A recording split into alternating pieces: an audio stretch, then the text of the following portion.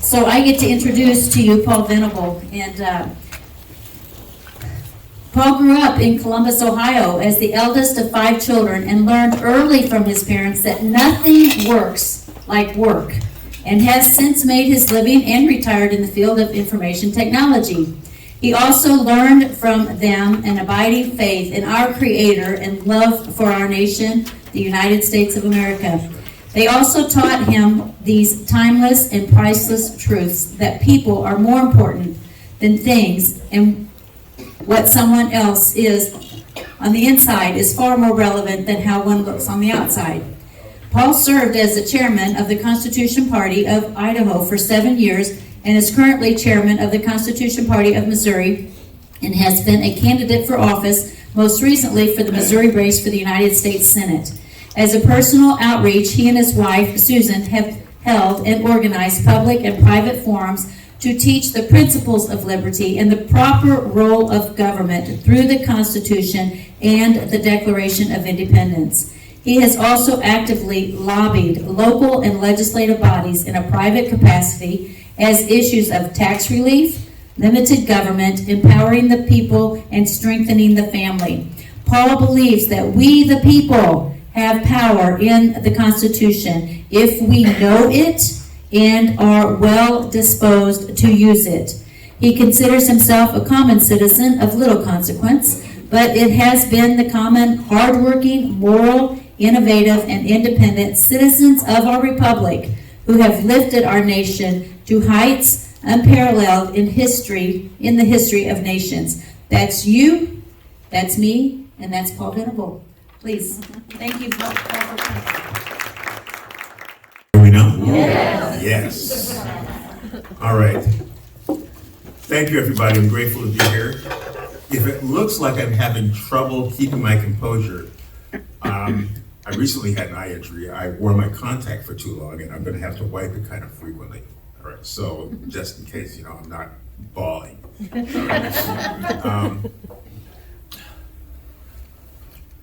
I have, I guess it's important for you to know that I don't think Paul Venable is anyone special. Just like one of you. I don't have any particular credentials. I didn't graduate from college. My first year in college, I was the oldest of 5 kids. My dad favored me because I was his namesake. And one of them, if any of you out here are oldest sons, okay, if you have siblings, there is a blessing and a curse that comes with being an oldest son, okay? The curse is, if any of your younger siblings get hurt or in trouble, you get hurt or in trouble, okay? and so I have that in me, but the other thing that happened was that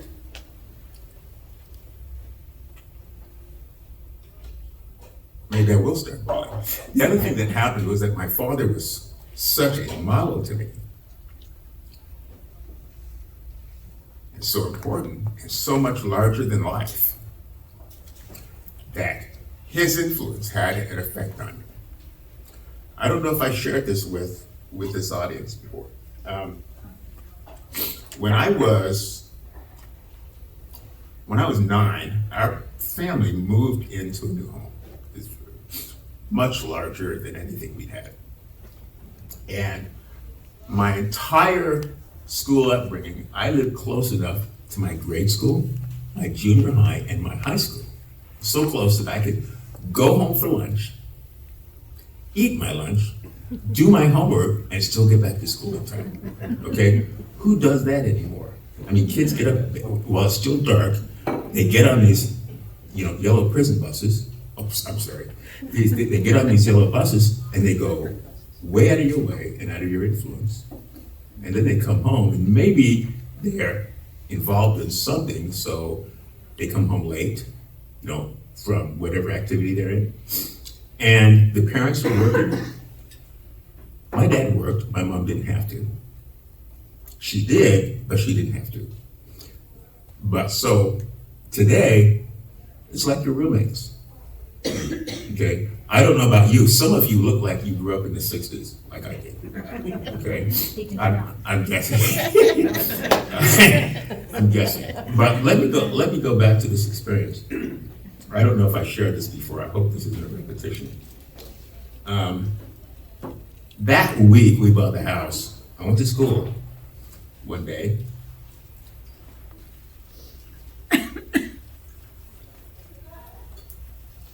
I showed up at the school and all the teachers were crying. It's so weird. Because what happened is I'd gone home for lunch and then I came back. They sent us home.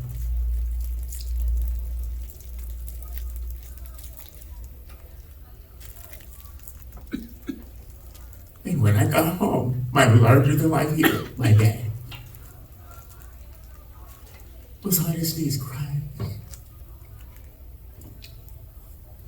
It was November 22nd, 1963.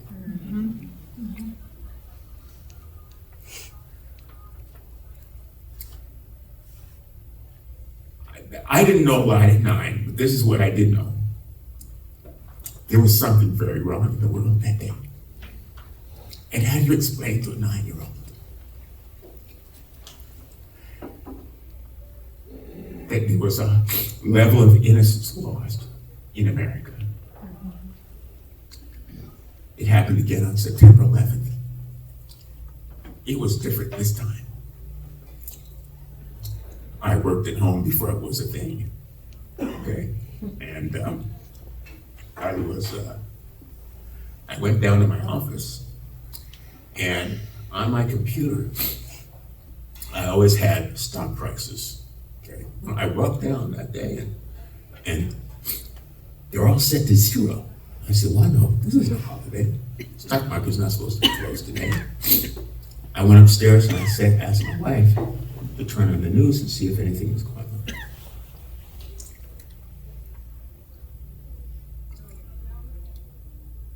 And that day,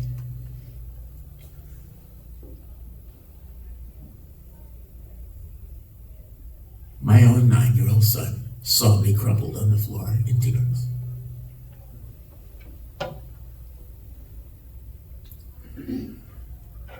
We didn't understand it, that in fact, I almost became a veteran that day because I called the Air Force and I wanted to sign up. Now,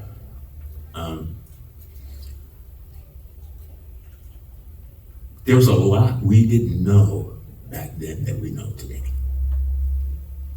There's a lot we probably didn't understand back then that we know today. How many of you feel that you're safer after September 11, 2001 than you were on September 10th, 2001? And safer from what? Are we safer from the Iranians? Are we safer from the Mujahideen? Or who's been more dangerous? Well, you don't have to look much further than Washington, D.C. Forgive me. And lately, I've come to realize something, and I think you know it too. I don't think I said this the last time I was here either. Can anyone tell me what is the most profitable enterprise on earth? Any idea? Military, industrial. Okay, it is death, destruction, and bloodshed. That's what we're fighting. That's why you can go to a city council, you can have 100 people in a city council meeting and they can ignore you. That's why a parent in Loudoun County, Texas can be attacked by sheriff's deputies because he's protesting that his daughter was molested by a boy in the house. Something's going on that we're kind of missing. And one of those things is that this kind of behavior is profitable. I was in a meeting a couple weeks ago, And there's a Missouri Liberty Group. Some of you may be familiar with it. Anyone in here know Ron Calzone? Oh, yeah. Okay. Well, he participates in a meeting on Sunday evenings, and one of the things we discovered was how much, you should watch the PACs. You should watch how the money flows through political action committees. How much money is spent on agendas that you oppose. Yeah. Give you an example. Washington University of St. Louis spends millions to influence legislators to promote, and I'm not going to call it the euphemism, child butchery. They spend millions to do that. Oh my goodness. And so your legislators tell you one thing, and I can't believe that they're not doing what they tell you. Anyone here ever played whack-a-mole? You know how it works? Okay. Well, that's what we're dealing with. We've got, what are the issues we're dealing with today? You know, gender affirming care, critical race theory, what else? Borders, the World Economic Forum, abortion. Taking over our language. How Taking about over that our one? language, okay, taking over our lands, foreign ownership of private land. Okay, so we're chasing this one, bam, okay, we chase that one. You know, what's happening is our legislature is playing whack-a-mole because they're using legislation to solve problems when it's so simple to identify violations of the Constitution. Amen. Let me give you an example. How many of you are familiar with central bank digital currency? How many of you are familiar with HB 1065? Okay, I just learned about it last week, all right, from Glenn Beck. And he didn't have the whole picture. So there was apparently there was public testimony on this bill 2 weeks ago on Tuesday. And it was 18-5 against. I read every one of those public testimonies. The bill went to committee last Tuesday, and I wasn't able to get there. This is when they voted on. This is when the committee voted on it, and this is the General Laws Committee. It was 7-4, 4 against, and 5 present. Okay. Spineless. So, Yeah, So- that was Kurt's. I crafted a response, and unfortunately, I don't have a good enough internet connection here. I'd read you what I wrote, but I'll kind of replay it for you. There's 17 members of the committee, and I wasn't going to get there on time, so I wrote to every one of them. I sent them an email, and I started crafting it immediately. The committee met at 4:30 on Tuesday. I moved as fast as I can. Here's what I said. I named every one of those members, and I said, isn't it true that the Constitution is still the supreme law of the land? Question number 1. And then I quoted the Constitution. It's the supreme law of the land. No, this has not been repealed. Question number 2.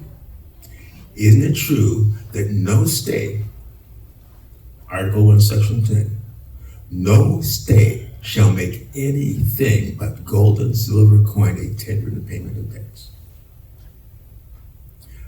I said, this has not been repealed. Question 3, doesn't this expose you to the consequences of Article 3, Section 15 of the Missouri Constitution, which says, if you violate their oath, we're going to remove you from office? Ladies and gentlemen, my fellow citizens, my entire message from my campaign and my continued message isn't a political one. It is a constitutional one. And it is, there's actually two questions you should always ask. One, is it constitutional? Two, is there a constitutional solution for this problem? In the meeting on Sunday, we discussed this bill. And the freshman House representative who introduced it, I believe he made me nervous because I don't think it was. Here's what happens. You become a new representative and they give you a bill to carry. How many of you sign contracts without reading them? This happens in your legislatures all the time. It happens in Congress. Remember when Pelosi would say, to see what's in it, you gotta vote for it. Okay, that's an automatic no. Unfortunately for this young legislator, he must not have read this thing before he sponsored it. My next step is to sue them.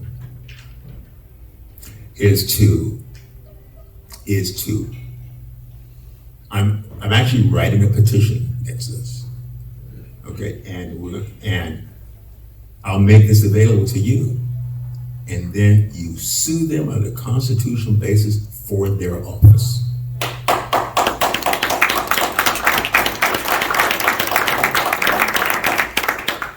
All we need to do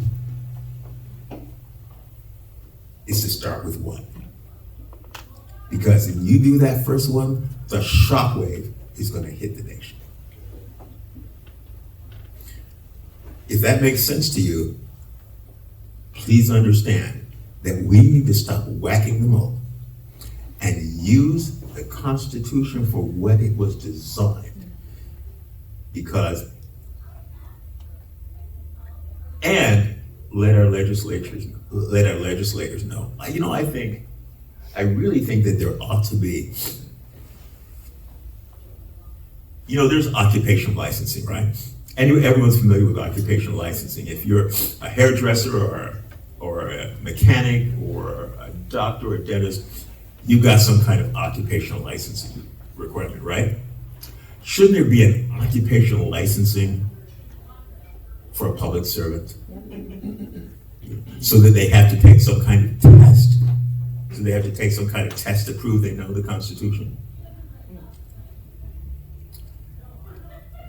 I'd like to address a few things that I heard as I was getting ready to talk. But I wanted to share those concerns that I have. Adam and Eve were given 2 commandments. One while they were in the garden: be fruitful and multiply and replenish the earth. Okay? Then they got kicked out of the garden and they were given another commandment. Kind of like it. Anyone know what it was? Take care of the earth. By the sweat of thy face shalt thou eat thy bread.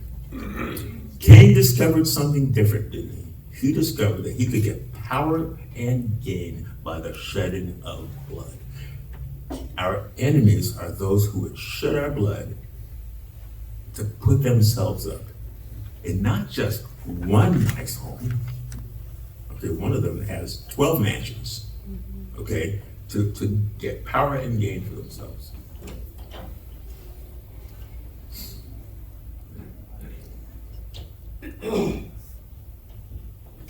Too young for senior moments, and I was going somewhere with that. And I'll remember where that was. Okay, right. Adam and Eve were given this commandment. And so what is our duty? Okay, our duty is to multiply and replenish the earth and to work, to produce, to create things for our neighbors, for our fellow citizens that they can use. When half of the employed people in this nation work for government, what are they producing? Nothing. So let me share a couple things with you. Jan, you said earlier that taxation is theft. I had this conversation with my wife just last week, and I said, no, it's not. And I got in trouble. But let me explain something. I can understand why you believe taxation is theft, because the way it's used. But if we're going to have a government, in which, Congress shall have power to lay and collect taxes, then what's the right way to do that? What's the constitutional way to do that? It was mentioned earlier that our Constitution Party, this is not a political plug, but we're having our National Committee meeting the 21st and 22nd of April. And one of the things I want to let you know is we're making a proposal for a constitutional tax. I hope we can live stream this because it will shock you. When I moved to Missouri, I grew up in Ohio. Ohio, we didn't have a tax on food. Missouri is different, okay? You don't just have a tax on food. You've got something called a personal property tax. And when I discovered this thing, I said, how come these people are marching on the State House? So I get this piece of paper, and it's got all these animals. You have to tell them what animals you have. The first year, it didn't have chickens, and we had chickens. Okay, before the end of the year, raccoons got to my chickens, and next year, they had chickens on the list. Okay, I don't know if I was blessed or not. Okay, that I'd lost my chickens, and the next year they were going to get taxed. All right, but here's the challenge, and here's something we're going to be proposing, and we're going to get a press release on this stuff. We call it the gross receipts tax. And why is that important? Because it eliminates sales tax, income tax, property tax, personal property tax, all licenses and fees. Okay, well, I don't mean licenses, I mean the cost. I mean, imagine you being a registered driver and you go to get your tags, and I said, yes, you own that car, you have your registration, then just give it to you. I know it sounds preposterous, but what you have then is a fair tax that applies to everybody, that's easy to collect, and that's hard to avoid. And here's how it works. You have a 2% tax on all goods and services that's collected at the sale. So how do you pay your tax? You can do it on the back of a business card. How much did you make the first quarter? So 2% and send it in. We're proposing this as a constitutional amendment. This isn't party-centric. I want you to know if we're up to Paul Venable, we wouldn't have parties. We wouldn't have a Republican Party or a Democratic Party, and we wouldn't need a Constitution Party. But the challenge that we have is that we have got, and forgive me if there are any dyed-in-the-wool Republicans here. I don't think there are any Democrats, are there? Okay, but forgive me if there are any dyed-in-the-wool Republicans here. But let me share this with you. The party system is baked into your state code, and what it means is when you have a primary, you have the state citizens paying to reduce the choices of a private club for the citizens to select to vote for office. Yeah. Okay. How does that work for you? It may be in the state constitution, but it's not in the U.S. Constitution. In fact, originally how it worked is that you have the electoral college, not the popular vote. The person gets the most votes is the president. The person gets the second most is who? The vice president. Imagine that as a check and power. Imagine having Donald Trump as president and Hillary Clinton as vice president. Ooh. I love that. I'd be ready for that. No, that's the way the electoral college would work. Okay, you wouldn't have constitutionally. We shouldn't be doing winner take all. We didn't make that change in the Constitution. All right, constitutionally, we should be able to vote for who we want. And we shouldn't have a private club cutting out our choices. All right, so let me, I made some notes.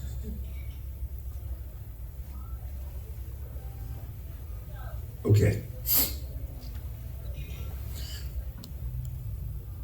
So how do we use the Constitution to save the Constitution? I like what Devin said earlier, and that was this. Nations, if liberty dies in America, it is destined to die everywhere. Nations of the world are watching us, but they know something. The enemies of liberty know something that we probably don't realize. While we're playing whack-a-mole, they've got a target on the one thing that's keeping us together. You know what it is? It's the Constitution. They know that if they break the Constitution, then we're in trouble. Central bank digital currency is a legislative emergency. I want you to know that right now. It's all I'm paying attention to this week. The letter that I wrote to that committee, I'm sending out to, I'm sending an alert online to my subscribers in Missouri.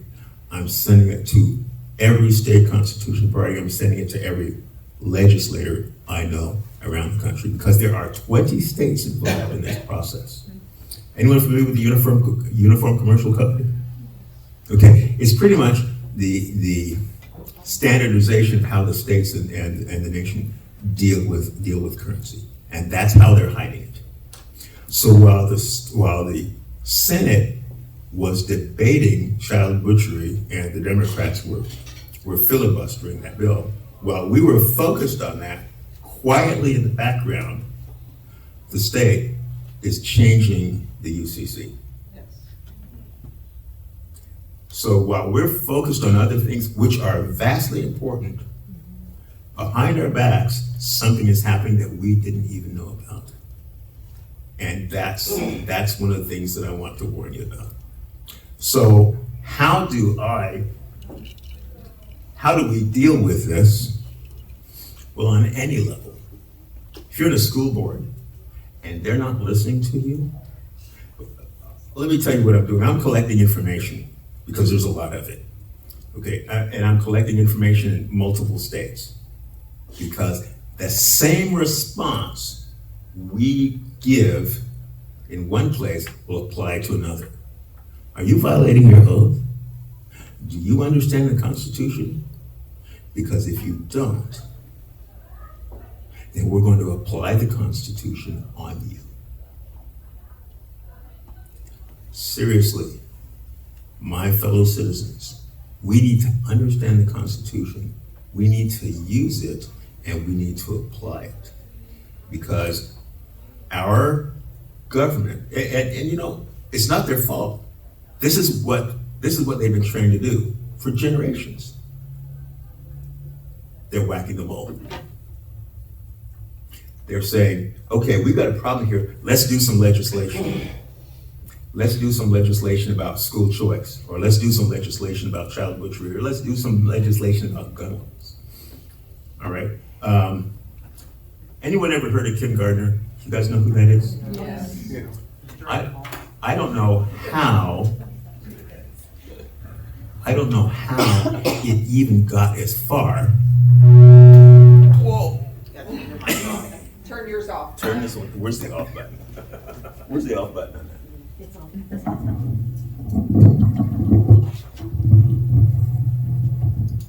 Is this one on? Not yet. Are you ready? No.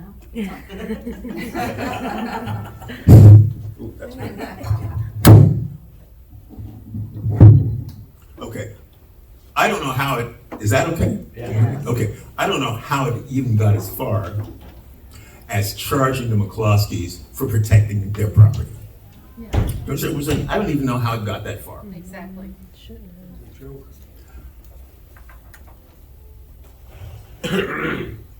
A well-regulated militia being necessary to the security of a free state, the right of the people to keep and bear arms shall not be infringed. That's just the Second Amendment. But without the amendments, and I think I mentioned this to you before, this is the powers of the legislature, the powers of Congress. Article 1, Section 8, Clause 14, Congress shall have power to call forth the militia. There's that swear word. Call forth the militia to exercise the law, to execute the laws of the Union, suppress insurrections. What do you think was happening in the McCloskey's yard? To suppress insurrections and repel invasions. This is a responsibility of Congress. And then the next one after that gets even better. Congress shall have power to arm and discipline the militia. You know what it means? It means they have the authority to dip into the public treasury, to put guns in your hands and make sure you know how to use them. Isn't that interesting?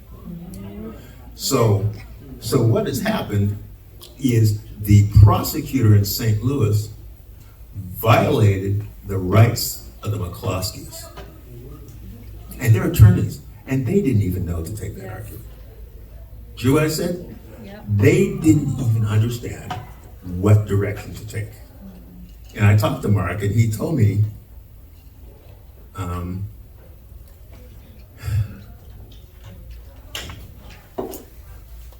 I don't want to misquote him.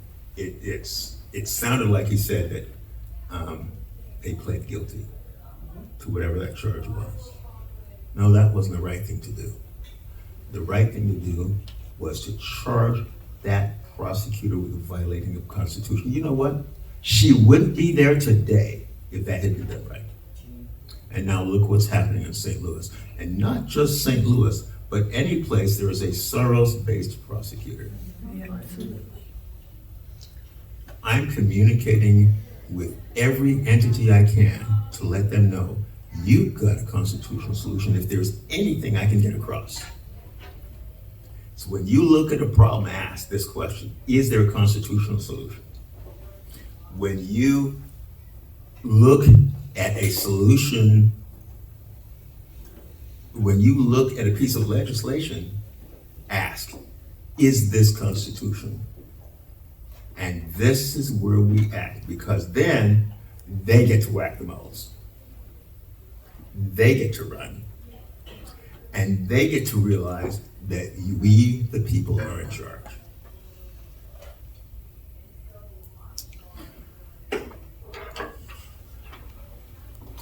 There is a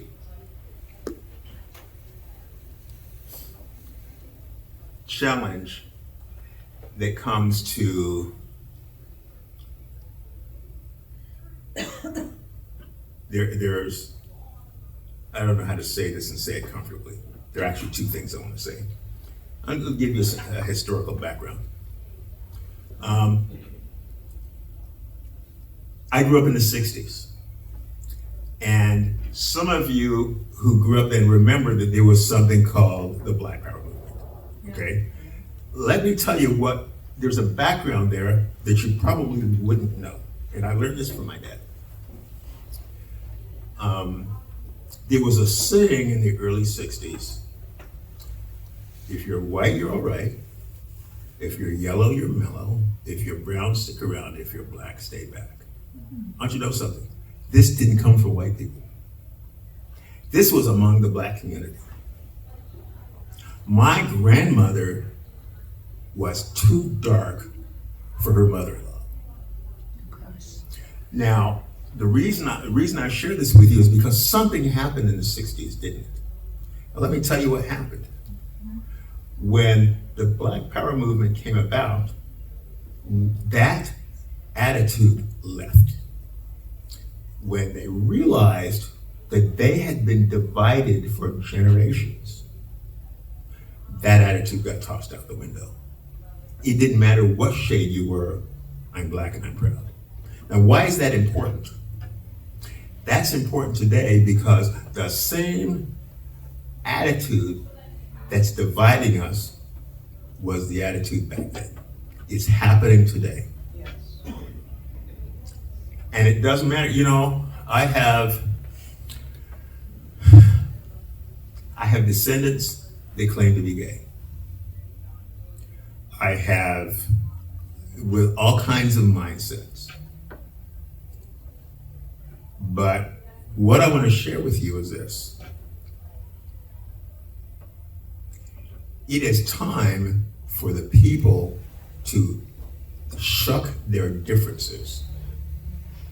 Doesn't matter whether you're from a red state or a blue state, whether you're black or white, whether you're Episcopalian or a Baptist, or whatever the case may be, we need to dare to be Americans.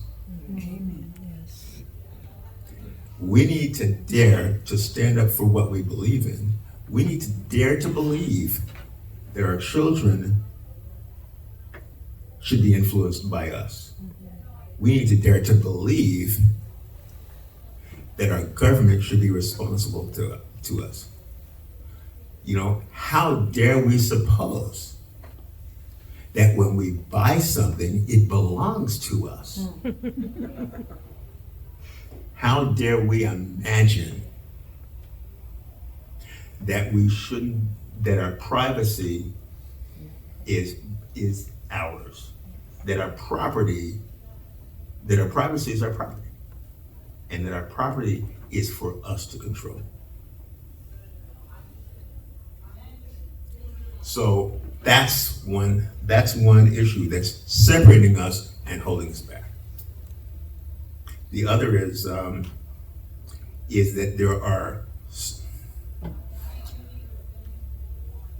there's an issue that makes a challenge, and sometimes it works like this.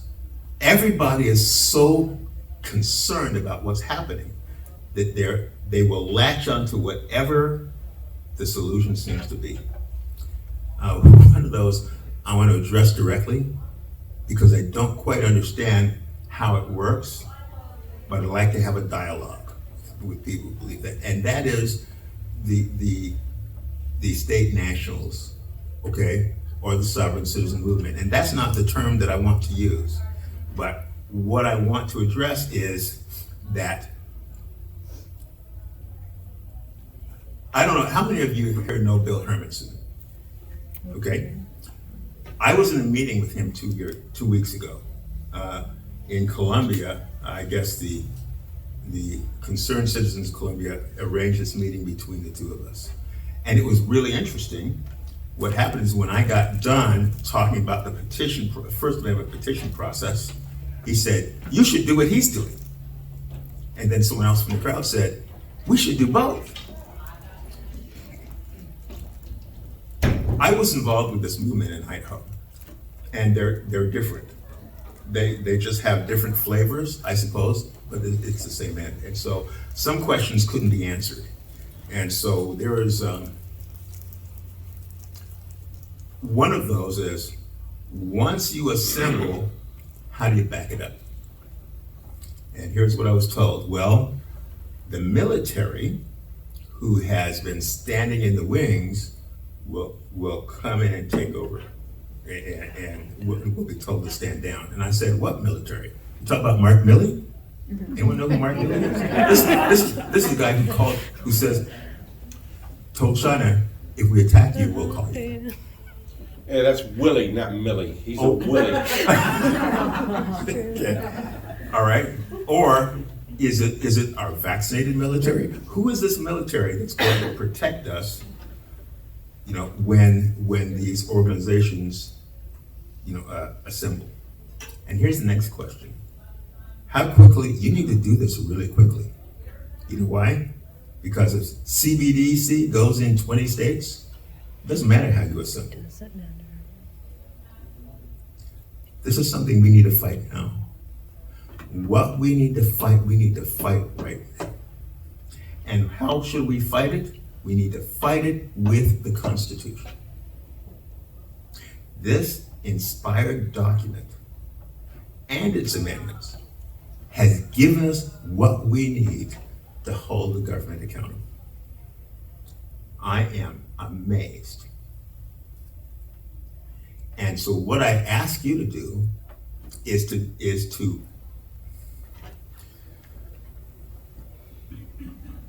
join the effort. Just flip the switch to join this mindset and ask yourself and ask those who represent you, how does this square with the Constitution? Because that central focus is what we need. It's what we need to unite on. And I will tell you, it will surprise them. You know why? Because they don't read it. How many of you saw this interview, this news clip with Senator John Kennedy interviewing these candidates for federal judgeship? You guys saw that? I was disgusted. In fact, I even put up a Facebook post almost immediately. Because you know what that means? It means if you read the Constitution one time, you know more than a federal judge. Yep. How impressive is that? Do you understand the situation we're looking at? If someone could get high enough to be interviewed to be a federal judge and they don't know what's in the 5th article or the 2nd article, wow. Yeah. You could be a federal judge, okay? If you read it once by those qualifications. Here is what I'm going to ask you to do. First of all, my order of constitutions hasn't gotten here yet. Okay? Oh, real good. All right. Does everyone have one? Okay. We have a whole box. Okay. So, on my website, there is a link to someone who reads the Constitution. I have an alarm on my phone that goes off at 12:05 every day. At 12:55, that the Constitution is read, and I listen to it, usually while I'm walking. Do you understand what I said? You ever seen it? You ever seen a judge's office with all the law books behind it? In 45 minutes, you can read the Constitution and know more than a federal judge. Wow. So, I'm going to ask you to read the Constitution. Then I'm going to ask you to look at legislation and look at your issues and ask this question: how can I apply it? I'm going to have more on my website, which is youwinmissouri.org. That's youwinmissouri.org. This was the website I used as a candidate, but again, I don't consider it a political matter. Would you please say that again? Yes. I'm sorry. YOU, win, WIN, Missouri.org. Thank you. On my website also are petitions. Okay, so I've got 3.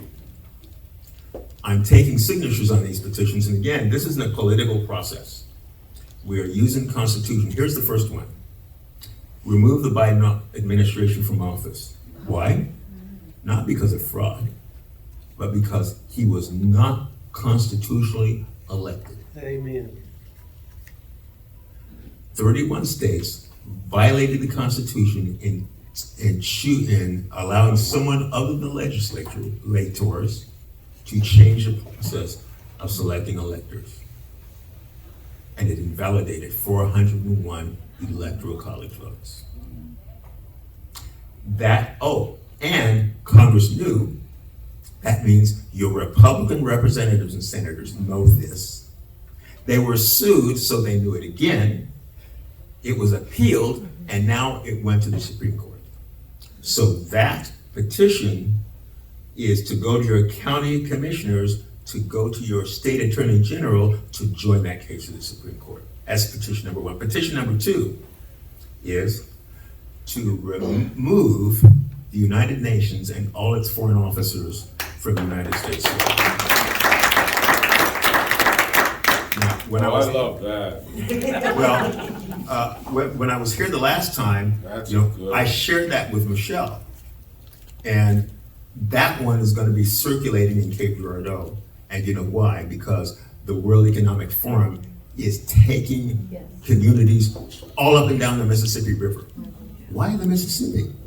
Any idea? Water trends, It's the most strategic river in the Western Hemisphere. Okay, and we want to stop it here, and then we're gonna take that stop up and down the Mississippi River. The third one is to hold everyone in Congress accountable for the invasion at our southern border. It's now going to be worse than that. Let me tell you what else is happening, in case you don't know. They're now flying them from Mexico to Canada, and guess what they're doing? They're coming from the north. Okay. Any congressman any member of Congress should be screaming bloody murder. I don't know why they're even talking about anything else, because we're having an invasion. Last thing. Do you know that Trump was impeached twice on hearsay? That's never happened before. I haven't seen a single congressman write articles of impeachment against Joe Biden. Not one. Isn't that interesting? Not a Republican, not a Democrat, not one. Marjorie Taylor Greene said she was going to do it, but I haven't seen it. Have you? Pardon? She had just said it. Yeah, she just said it. Well, she said it a few months ago. Okay, she may have said it again. I'd like to see it. Now, the problem is, because he wasn't properly selected, he really shouldn't be impeached, because that would legitimize everything he's done. Interesting. Okay, he needs to be removed. All right, so I wish I had better news to tell you, but the good news is the Constitution is the solution, and isn't this a great time to be alive? You know why? Because you and I are here for such a time as this. Because I believe that, and I believe that eventually, how should I put this? That there are at least more than 10 righteous in America. You know, I think it was, someone correct me if I'm wrong, I think it was Elijah, the Lord was talking to, said, go here because there are still 7,000 men who haven't bowed the knee to Baal. Well, that's what we have in America. We have people who probably don't know, they want to do something, and they don't know which direction to take. This isn't a partisan direction. This isn't a Republican. This isn't a Democratic direction. This isn't even a Constitution Party direction. But if we unite on the Constitution, then if they don't fear God, they will fear the people who do. Yes. Amen. Thank you.